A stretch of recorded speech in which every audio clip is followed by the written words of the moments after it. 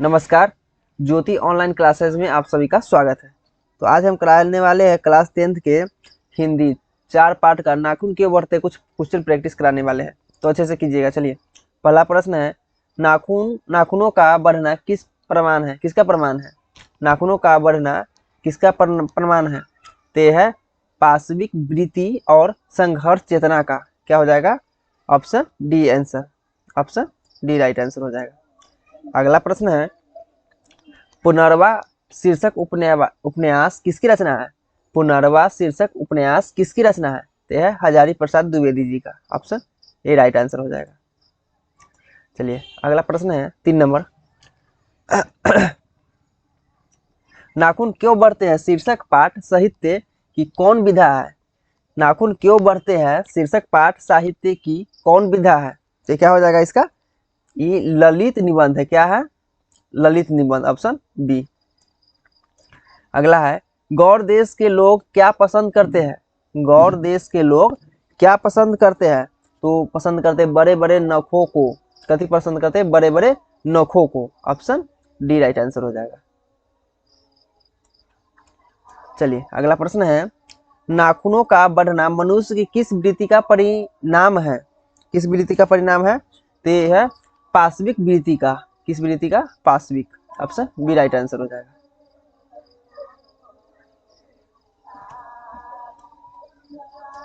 चलिए, अगला प्रश्न है 6 नंबर पर चलते हैं। लेखक हजारी प्रसाद द्विवेदी ने दयनीय जीव किसे कहा? लेखक हजारी प्रसाद द्विवेदी ने दयनीय जीव किसे कहा? किसे कहा था दयनीय जीव? तो अल्पज्ञ पिता को। क्या कहा? अल्पज्ञ पिता को। ऑप्शन ए राइट आंसर हो जाएगा। प्रत्न मानव का अर्थ क्या है? प्रत्न मानव का अर्थ क्या है? तो यह है प्राचीन मानव। प्राचीन मानव। ऑप्शन डी राइट आंसर हो जाएगा। अगला प्रश्न है, नाखून का इतिहास किस पुस्तक में मिलता है? नाखून का इतिहास किस पुस्तक में मिलता है? ये किस पुस्तक में मिलता है? ये कामसूत्र में मिलता है। Kamasutra. Option A right answer हो जाएगा। अगला प्रश्न 9 नंबर है, हजारी प्रसाद द्विवेदी ने डी लिट की उपाधि किस विश्वविद्यालय से प्राप्त की? किस विश्वविद्यालय से प्राप्त किए थे? देखिए, प्राप्त किए थे लखनऊ विश्वविद्यालय से। ऑप्शन बी राइट आंसर हो जाएगा इसका।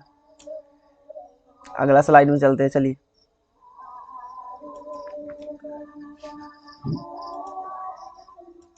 इसको थोड़ा जूम कर लेते हैं।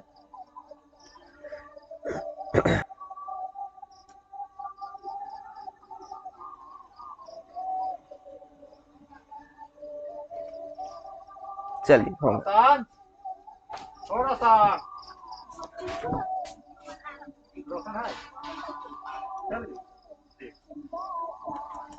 चलिए,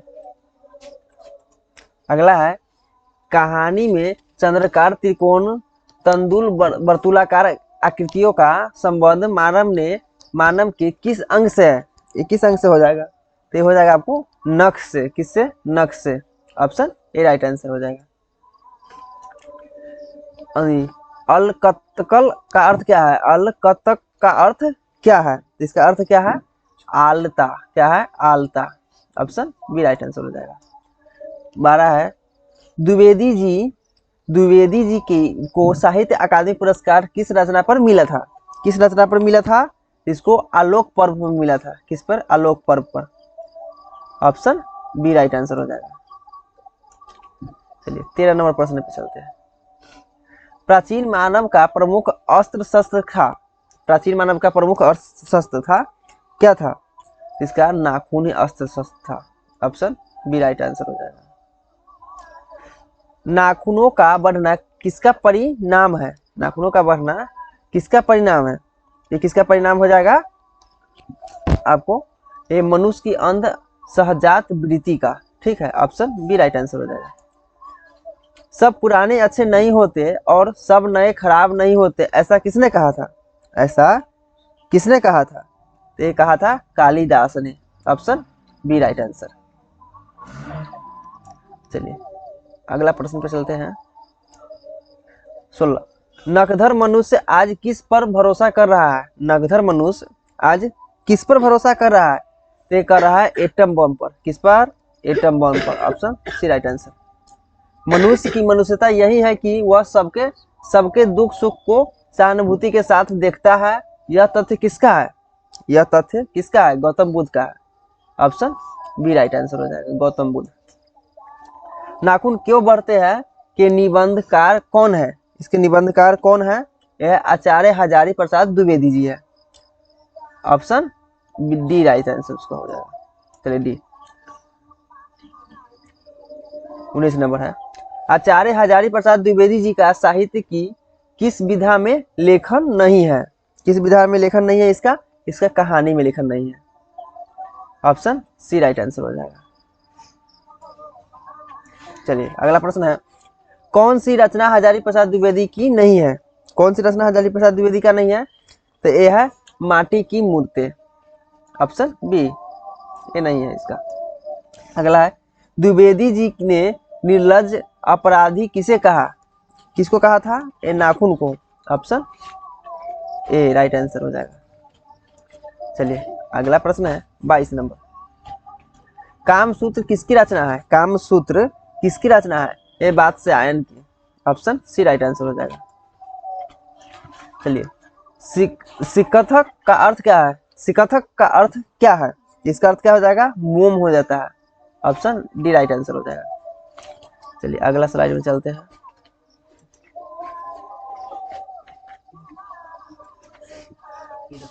इसको जूम कर लेते थोड़ा। चलिए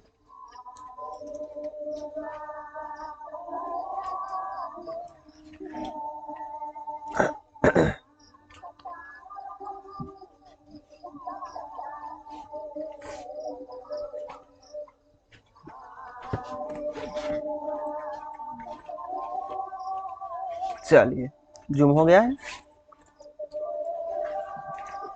अगला प्रश्न है, महाभारत क्या है?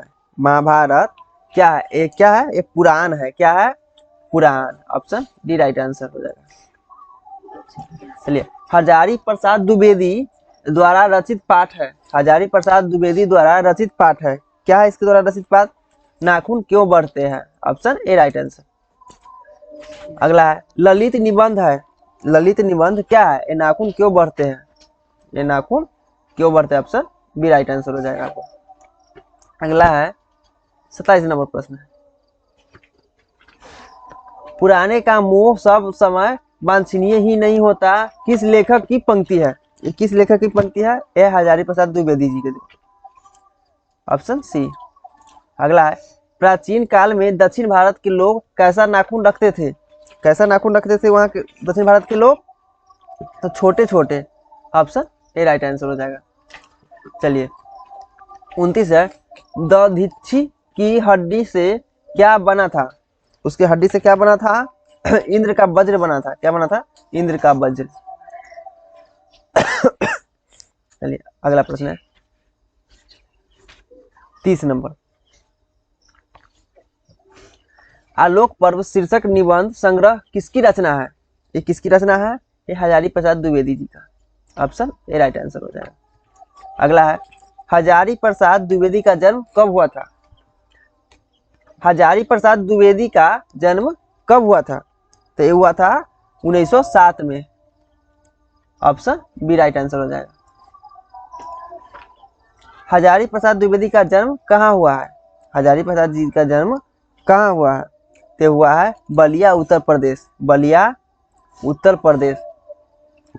अगला प्रश्न है 33 नंबर, कौन मनुष्य का आदर्श नहीं बन सकती? कौन मनुष्य का आदर्श नहीं बन सकती? इसका आंसर हो जाएगा विष्णु, सॉरी बंदरिया। ऑप्शन बी बंदरिया। चलिए 34 है, देवताओं का राजा किसे से किन्हें संबोधित किया जाता है? देवताओं का राजा से किन्हें संबोधित किया जाता है? तो ये मानवता का, सॉरी महादेव और विष्णु का। महादेव और विष्णु का। इंद्र का, सॉरी इंद्र का होगा। ऑप्शन सी राइट आंसर है।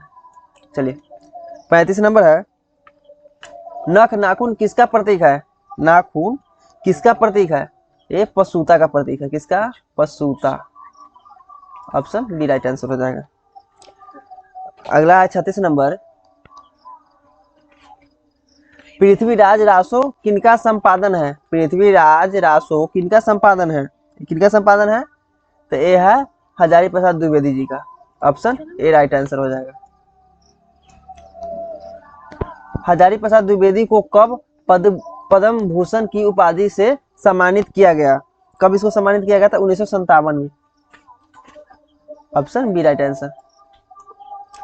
38 है। अशोक के फूल किसकी रचना है? अशोक के फूल किसकी रचना है? ये किसकी रचना है? ये है हजारी प्रसाद द्विवेदी का। Option C right answer. अगला प्रश्न है 39। लेखक के अनुसार मनुष्य के नाखून किसके जीवंत प्रतीक है? इसका आंसर मिल जाएगा अगला स्लाइड में, आपको मिल जाएगा।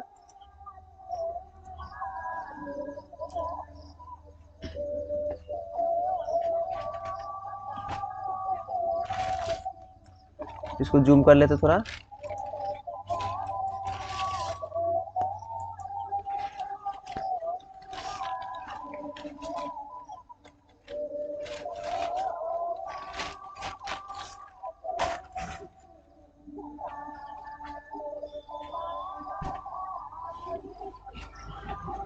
तो 39 नंबर क्वेश्चन का ऑप्शन हो जाएगा सी।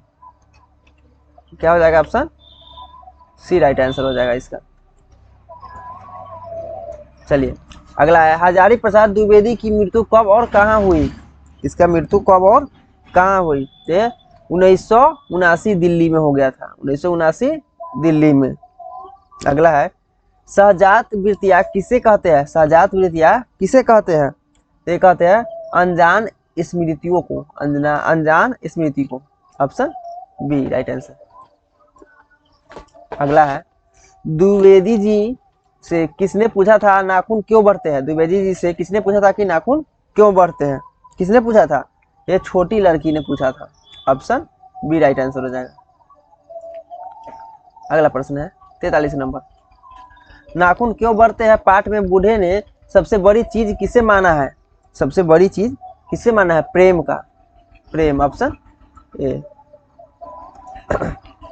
चलिए अगला है किस देश के लोग बड़े बड़े नख पसंद करते हैं? किस देश के लोग बड़े बड़े नख पसंद करते हैं? गौर देश का। ऑप्शन डी राइट आंसर हो जाएगा। अगला प्रश्न है पुराने का मोह सब समय वांछनीय ही नहीं होता। यह पंक्ति किस शीर्षक पाठ की है? किस शीर्षक पाठ की है? यह है नाखून क्यों बढ़ते हैं। Option A. अगला प्रश्न है 46 नंबर है। अनाम दास का पोथा उपन्यास किस लेखक की कृति है? किसका कृति है? ये हजारी प्रसाद द्विवेदी का। किसका है? हजारी प्रसाद द्विवेदी का है। अगला है कौन नाखून को जिलाए जा रहा है? कौन नाखून को जिलाए जा रहा है? क्या हो जाएगा इसका? ऑप्शन सी।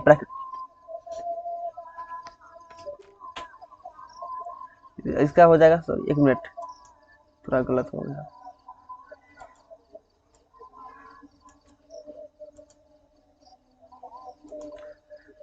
चलिए कौन सा प्रश्न था? 46 नंबर था अनाम दास का पोथा उपन्यास किस लेखक की कृति है? किस लेखक की कृति है? तो यहाँ पे हो जाएगा हजारी प्रसाद द्विवेदी हो जाएगा। Option A right answer. कौन नाखून को जिलाए जा रहा है? कौन नाखून का जिलाए जा रहा है? कौन जिलाया जा रहा है? तो ऑप्शन सी प्राकृतिक। अगला प्रश्न है अनाम दास का पोथा साहित्य की किस विधा की रचना है? किस विधा का रचना है? ये उपन्यास। क्या है? उपन्यास। अगला प्रश्न है 49 नंबर। असुरों के पास नहीं थी। असुरों के पास क्या नहीं थी? तो ये लोहे के शस्त्र नहीं थी। ऑप्शन डी राइट आंसर हो जाएगा।